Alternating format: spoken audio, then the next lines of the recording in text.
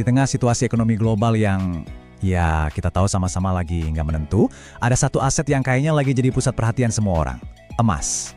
Tapi pertanyaannya, kenaikan harga yang kita lihat sekarang ini cuma sementara aja, atau jangan-jangan kita lagi di tengah-tengah pergeseran besar dalam cara dunia melindungi kekayaan? Nah, dalam beberapa menit ke depan, kita bakal kupas tuntas sinyal-sinyal kunci yang bakal nentuin arah harga emas untuk 6 bulan mendatang.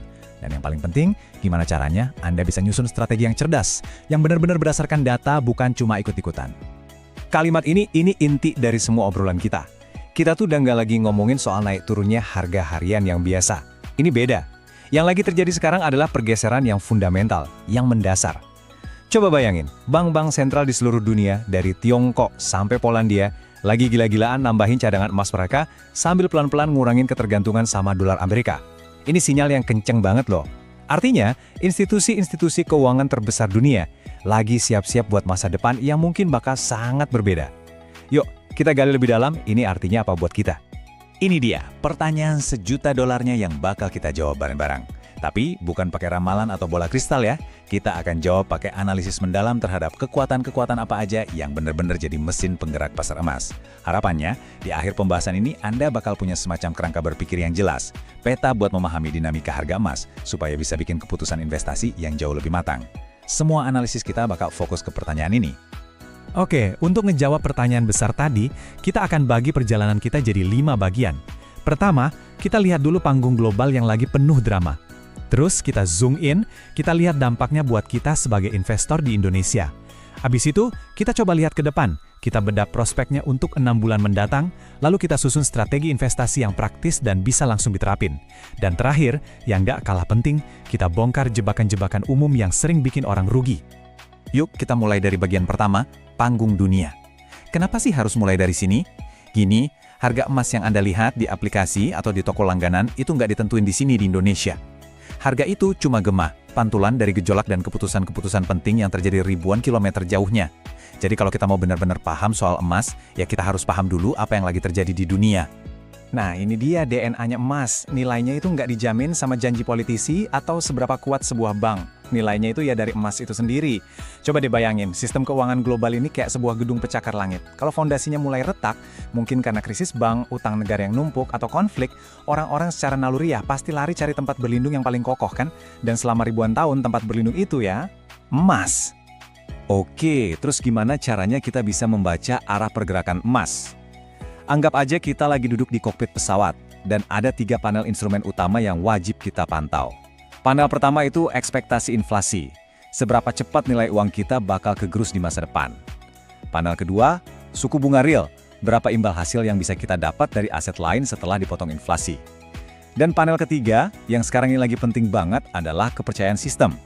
Seberapa yakin dunia sama stabilitas sistem keuangan yang sekarang dipimpin dolar. Yuk kita bahas satu-satu. Sekarang kita fokus ke satu panel instrumen yang paling krusial, suku bunga real. Ini konsep yang wajib banget Anda pahami. Gini deh contoh gampangnya. Bayangin Anda naruh duit di deposito, dapat bunga 5% setahun. Kelihatannya bagus kan? Tapi di tahun yang sama, ternyata harga sebungkus mie instan dan secangkir kopi langganan Anda naik 6% gara-gara inflasi. Artinya apa? Secara angka, duit Anda emang nambah. Tapi secara real, kemampuan Anda buat beli mie instan dan kopi itu justru berkurang 1%. Nah, di kondisi kayak ginilah, di saat suku bunga real rendah atau bahkan minus, emas yang notabene nggak ngasih bunga, tiba-tiba jadi primadona. Kenapa? Karena fungsi utamanya bukan ngasih imbal hasil, tapi ngejaga supaya daya beli Anda nggak anjlok digerus inflasi. Oke, kita udah ngerti nih, mesin penggerak harga emas di level dunia. Sekarang kita bawa pemahaman itu pulang ke Indonesia.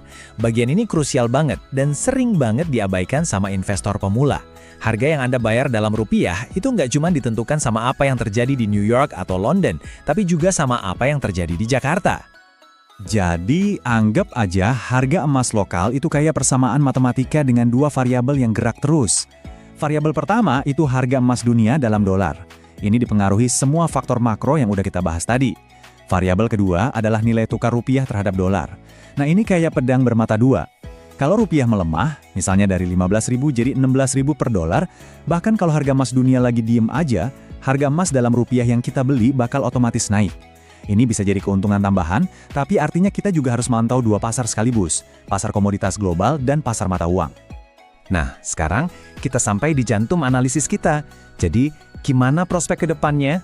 Dengan semua pemahaman soal kekuatan makro dan dinamika lokal tadi, sinyal-sinyal apa sih yang bisa kita tangkap buat memproyeksikan pergerakan harga emas dalam 6 bulan ke depan?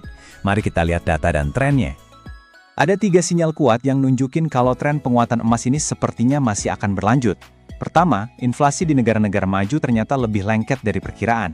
Selama inflasi masih jadi masalah, permintaan emas sebagai pelindung nilai bakal tetap tinggi. Kedua, pasar berekspektasi kalau The Fed bakal mulai motong suku bunga, sebuah langkah yang secara sejarah cenderung bikin dolar lemah dan harga emas naik. Dan yang ketiga, ini mungkin yang paling signifikan, adalah aksi borong emas oleh bank-bank sentral dunia. Ini bukan pembelian biasa loh, kita bicara soal rekor pembelian terbesar dalam beberapa dekade terakhir. Ini adalah sinyal struktural bahwa negara-negara besar lagi aktif cari alternatif selain dolar AS. Dengan mempertimbangkan sinyal-sinyal tadi, kita bisa bikin 2 skenario utama. Skenario optimistis, kalau The Fed ternyata potong suku bunga secara agresif, sementara inflasi masih tinggi, wah, ini bisa jadi bahan bakar roket buat harga emas. Bisa aja nembus rekor baru lagi. Skenario yang lebih realistis, The Fed bakal gerak super hati-hati, yang bakal bikin harga emas cenderung stabil dalam tren naiknya, tapi dengan gejolak jangka pendek yang tinggi. Artinya apa buat kita investor retail? Artinya, nyoba nebak harga besok atau lusa itu strategi yang melelahkan dan seringnya malah bikin rugi. Jadi lebih baik fokus ke gambaran besarnya dan punya horizon investasi minimal 6-12 bulan. Oke, kita udah kupas tuntas apa dan kenapa di balik pergerakan harga emas. Sekarang kita masuk ke bagian yang paling praktis. Terus, saya harus gimana? Nah, di bagian ini, kita akan ubah semua analisis dan pengetahuan tadi jadi sebuah rencana aksi yang bisa Anda terapkan. Mungkin mulai hari ini juga. Sebelum Anda klik tombol beli di aplikasi atau jalan ke toko emas, saya minta tolong berhenti dulu sebentar. Coba tanyakan ke diri Anda sendiri pertanyaan paling mendasar ini. Sebenarnya, kenapa saya beli emas? Jawaban Anda atas pertanyaan ini adalah fondasi dari seluruh strategi Anda. Anda mau spekulasi buat untung cepat, atau Anda lagi bangun benteng pertahanan buat jangka panjang? Kalau nggak punya tujuan yang jelas, Anda itu bukan lagi berinvestasi, Anda cuma lagi ikut-ikutan tren. Coba kita lihat beberapa tujuan umum. Mungkin tujuan Anda adalah lindung nilai, artinya buat ngelindungin kekayaan dari gerusan inflasi. Kalau ini tujuan Anda akan cenderung pegang emas buat jangka panjang dan nggak gampang panik sama naik turunnya harga. Atau mungkin tujuan Anda adalah tabungan, misalnya buat biaya sekolah anak 5 tahun lagi. Berarti Anda punya target waktu dan jumlah yang jelas. Atau jangan-jangan Anda investor yang udah lebih berpengalaman, dan tujuannya adalah diversifikasi, buat nyimbangin portofolio saham. Nah, setiap jawaban ini akan nentuin jenis emas dan strategi jual beli yang beda-beda. Buat sebagian besar dari kita, nyoba nebak kapan waktu yang pas buat beli atau market timing itu game yang hampir mustahil dimenangkan. Nah, disinilah strategi dollar cost averaging atau gampangnya menabung rutin jadi senjata yang ampuh banget. Caranya, Anda alokasikan sejumlah uang yang tetap, misalnya 1 juta rupiah, buat beli emas setiap bulan, nggak peduli harganya lagi naik atau turun. Kerennya strategi ini bukan cuma di matematikanya, yang bikin harga beli rata-rata Anda jadi lebih bagus seiring waktu, tapi juga di sisi psikologisnya. Ini maksa kita buat disiplin dan ngebuang emosi, rasa serakah pas harga naik dan rasa takut pas harga turun dari keputusan investasi kita. Oke, bagian terakhir, mari kita bahas sisi gelapnya, jebakan-jebakan psikologis dan teknis yang bisa ngehancurin keuntungan Anda. Paham pasar itu penting, tapi paham diri sendiri sebagai investor itu sama pentingnya. Yuk, kita lihat beberapa kesalahan umum biar Anda bisa menghindarinya. Ini kesalahan paling klasik dan manusiawi banget. Pas Anda lihat nilai investasi Anda anjlok 5% dalam sehari, naluri pertama pasti pengen jual buat nyetop kerugian. Tapi kalau tujuan Anda dari awal adalah investasi jangka panjang, menjual pas lagi panik itu seringkali artinya Anda justru mengunci kerugian Anda secara permanen. Ingat, koreksi harga itu bagian yang normal dari siklus pasar. Kuncinya adalah kembali ke pertanyaan, kenapa Anda beli emas dari awal? FOMO atau Fear of Missing Out ini kebalikannya dari panic selling, tapi sama-sama bahaya. Ini perasaan gelisah pas lihat teman atau berita di medsos pamer keuntungan dari emas yang harganya lagi meroket. Kita jadi ngerasa ketinggalan dan buru-buru beli tanpa analisis cuma karena takut ketinggalan kereta. Seringnya pas kita akhirnya ikut masuk, pestanya udah mau selesai dan kita malah beli di harga puncak persis sebelum harganya terkoreksi. Harga emas naik 10% itu belum tentu keuntungan bersih Anda 10% loh. Anda harus ngitung juga biaya-biaya tersembunyi yang bisa menggerogoti profit. Ada yang namanya spread, yaitu selisih harga jual dan beli. Kalau beli emas fisik, ada biaya cetak. Kalau simpan di brankas, ada biaya sewa. Jadi, sebelum investasi, selalu tanya, total biaya dari beli sampai jual lagi itu berapa? Ini bakal ngasih gambaran yang lebih realistis soal potensi keuntungan bersih Anda. Dan inilah yang ngerangkum semuanya. Tanpa rencana, Anda itu seperti kapal tanpa kompas di tengah badai. Anda bakal gampang banget diombang-ambingkan sama berita harian, emosi sesaat, dan omongan orang lain. Rencana investasi Anda yang dasarnya dari jawaban kenapa Anda beli emas, itulah kompas yang bakal ngejaga Anda tetap di jalur yang benar. Gak peduli sekencang apapun angin volatilitas bertiup. Jadi, di mana sih posisi emas di dalam seluruh ekosistem kekayaan Anda? Coba anggap portofolio Anda itu sebuah kerajaan. Nah, emas dengan alokasi sekitar 10-20% itu adalah benteng pertahanan Anda. Fungsinya bukan buat nyerang dan naklukin wilayah baru, tapi buat ngelindungin kerajaan Anda pas diserang inflasi atau krisis.